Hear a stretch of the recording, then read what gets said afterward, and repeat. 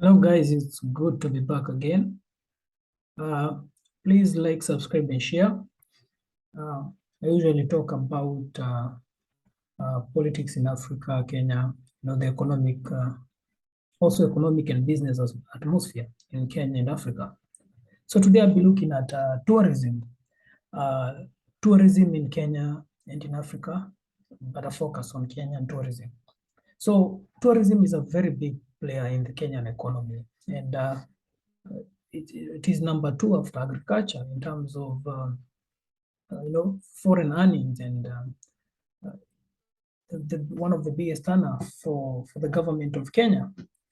And the reason why I'm talking about tourism is because right now in Kenya there is a drought, and the drought is affecting a lot of not only the people but also national parks. I've just seen a video of an elephant that has died, and I'm sure there are more these kind of situations going on because the drought is affecting, the northern part of Kenya, and most of these parts are semi-arid, and they also have a lot of national parks. So when you look at the structure of tourism in a country like Kenya, and I'm assuming this is how most African countries tourism is structured. It's structured in such a way that tourism is heavily government managed, and government has not always been had a good reputation of managing things, because you find that most of these parks are government managed, and the people probably who run these parks are not professionals. They are more people who are put there because of interest. If I'm a leader of a country and I feel that one of my foot soldiers, the one who was to me, I give him a position to as a minister of tourism or to head a certain department of tourism. And this has brought about, incompetency and lack of expertise in the tourism sector. I can give you an example. Dubai now has just opened a park, it's like a national park, an artificial national park, where they have put elephants, giraffes, and all these animals. And it is very interesting to see that, how the UAE has done it even better than a country like Kenya, where a country like Kenya, or let's say Africa, that has experience in the tourism of wild animals. And Dubai, if you see how the park is and how the park has been made, you might even think that you're in Africa, and you might even find yourself even traveling, probably if you're from Kenya to Dubai, and just to see the same animals in your country. I feel that it's time probably we start thinking of privatizing the wildlife or the parks in Kenya, so that I know this is not something that a lot of people might advocate, because also the fact that the government of Kenya controls these parks is, it's more of a social welfare. People fear the privatization, because privatization now probably make the prices go up, and probably company interest over people-led interest to, will come in. But at the end of the day, if you look even now, as the government is controlling these parks, it's more of a, of a personal interest, So it's no different if the corporations take over, because even the government that's running these parks are not in the interest of the people. If you go to a park like Masai Mara, Masai Mara is one of the biggest national parks in Kenya, if not in the world. But if you see the community that's living around there, it's living in squalor and poverty. You can go to Amboseli, you can go to all these national parks. It's the same scenario, it's the same structure. And what baffles me and interesting is that millions of dollars flows in these national parks. They have great hotels over there. Tourists from all over the world come into these national parks, and when you look at the community around, it's not thriving. Because I've gone to these parks a few times, I've seen it myself. Even if I go there after 3 years, I always see the same situation when I come back. You know, it's always the same thing.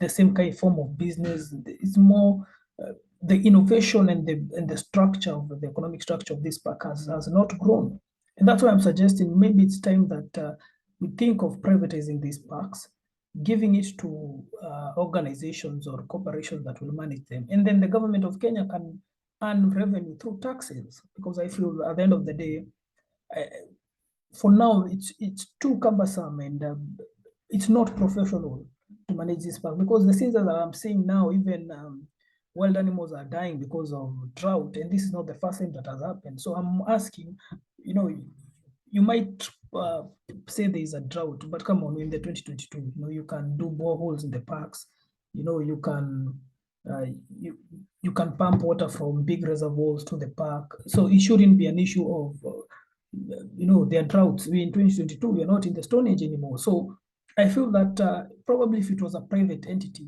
you know, the private entity would have made sure that, you know, the park are operational uh, to full blast, and these kind of issues wouldn't have been suffering. And it's very interesting that there's this to talk about what's happening, and I'm wondering when will the government try and mitigate this issue. Another thing about the park is another video I saw where in Masai Mara, where, you know, a cheetah made a kill, you know, like a game kill. You know, I think it's either a buffalo or a wildebeest. And then all of a sudden, when it killed the animal, the cheetahs, a lot of cars came and surrounded, you know, the tourist car. And also, I saw another video of Larry Madowo posting of how, you know, the influx of so many tourist vehicles in the Masai Mara National Park is making wildebeest to use very dangerous and dangerous routes to cross the Mara River. That's most of them are getting injured because you find the cars are now, you know, blocking the way for the wildebeest to cross. Now the wildebeest have to cross and go other territories. This also a serious issues because now it seems that the influx of tourists into the Masai Mara is changing, you know, the natural environment and the natural habitat of these animals. Because even if you see the video of the cheetah killing the wild beasts, the wild beasts of the buffalo, you realize that when the car comes, all the cars rush there immediately. Even the cheetah is confused. What's happening? You know, it is now becoming a nuisance. And I was thinking, you know, as long as these tour companies and these hotels are getting clients, they don't care about the animals. To them, they care about the money, because you see that there's no push to ensure that you know, the animal, you know, the animal habitat is maintained. And my proposal was that maybe it's time also that Masai Mara now should not become for everyone.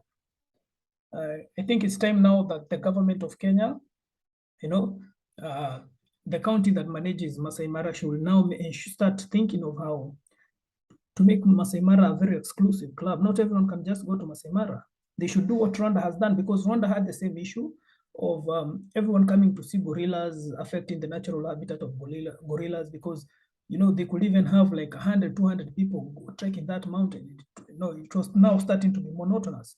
So what Rwanda did is it increases the price for gorilla, and they said it's better they have 10 or 2 people rather than have 100. Now to see a gorilla through that trekking is, you know, $1,500 to $2,000 per trek. Per trek, it means per day. You know, so they said it's better we have 2 people, but we don't destroy the natural habitat of these gorillas. And that's why you see even now it's very hard to go, because I was speaking even to some Rwandese and they were telling me all their life they've never trekked to see gorillas because it's too expensive.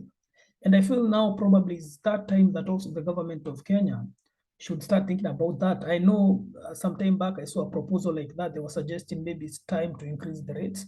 And this is something I fully support. And it shouldn't happen only in Masai Mara. It should happen to these, you know, these beautiful exclusive parks, you know, like Amboseli, Masai Mara, you know, the Savo, you know, the Aberdares, because now we are entering in a situation where Masai Mara is becoming too available for everyone. I remember growing up, you know, Masai Mara was very exclusive, but now it means that with globalization, everybody has money, and, you know, Masai Mara now has become famous for the world-based migration. And now this influx of tourism, I'm not against tourists coming, you know, they grow the economy, the foreign exchange, but it's time to make Masai Mara a bit exclusive. It's better even we allow 10 cars, even if each car is, the person is paying 300,000, you know, that's better than allowing almost 50, 100 cars, distorting the natural habitat of the animals. And if you find that probably this animal will start now changing the ecosystem, because I wish I'll try and probably next time in such a way that when I talk, I'll be showing you the video, because if you see how the cheetah was scared, the confusion, even how the cars rushed, they kept hooting on each other, yo, move away so that I can also get a view. It was very chaotic, and I was like, no, no, no, no, no, no. This is not how things are supposed to go, because people just want to take a picture. You know, really, that's the main goal.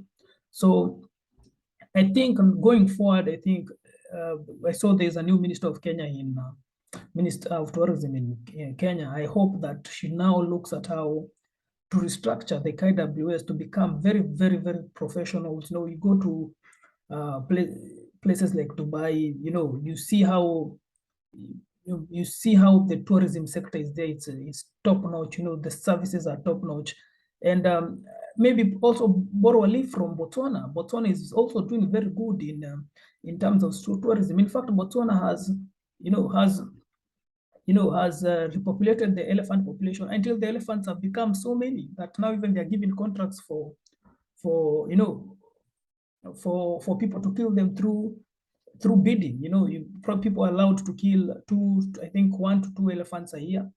You know, it's called it's game something, I'm forgetting the name, but and to participate in that you have to pay $100,000. That's almost 10 million Kenya shillings. So, and you don't kill like all elephants. They give you like 1 elephant or 2 elephants per year.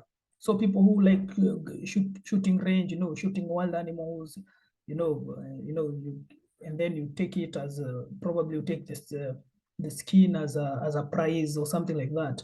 You know, it hasn't been made. It's a form of poaching, but no, it's a more of an executive poaching, where rather than, because now the elephants have become too many, there's even conflict between human and wildlife conflict. They are now looking at how to make money through this population rather than sterilizing and all those forms. They are now wanting, if you want to participate in this poaching, elevated poaching, you have to pay $100,000. And this probably is the route that I think Kenya should be going and thinking of maintaining this this wildlife relationship. Remember, wildlife tourism in Kenya earns Kenya $5 billion a year. That's almost 500 to 600 billion Kenya shillings. That's a lot of money. And if the President William Ruto wants to ensure that Kenya becomes productive and he makes more money so that he can reduce the wage gap and the expenses that the government is suffering because of no money. Government is struggling with no money. Then I think this is a sector that you should really, really take serious. And I hope they have a projection, because I'm expecting even probably for them to get things right and probably even show us, the next 5 years of what he plans. His next 5 years of the tourism industry in Kenya. And we are also tired of people just visiting Masai Mara and all these Kawaida National Parks. They should show us a plan of the next 5 years. Marketplaces like Kisumu Market, Turkana Market, Northeastern. We have a lot of, Turkana is the cradle of mankind. They market all this very effectively, and I hope they have a game plan. But my issue is that maybe now it's time to take tourism very serious, because I'm hearing is also taking agriculture very serious. Agriculture is the main earner of money, and our main contributor to our GDP in Kenya. Tourism is number 2. So especially after the COVID time, how the tourism went down, the Kenyan economy faced a big drop in the tourism sector. Right now will be the right time, because he has been pumping a lot of effort into in agriculture. I hope that his advisor and him as a person, they are really concerned and looking how to improve the tourism sector, and also probably even also try and work with other countries that probably are doing better, like Botswana in Africa, and see where probably are going wrong and how we can try to restructure our tourism sector. Because at the end of the day, this tourism won't last long. We can't bet on it will last. We need to take every opportunity with this wildlife that we have, Masai Mara, Amboseli. You see how the world is becoming global. Now you can see even the Nairobi National Park is not attractive as it used to be, because now the city is growing, there's a lot of noise. So we need to take advantage of this tourism tech sector. Anyway, guys, thanks a lot. You can please like and subscribe, and I'll see you again. Thank you. Cheers.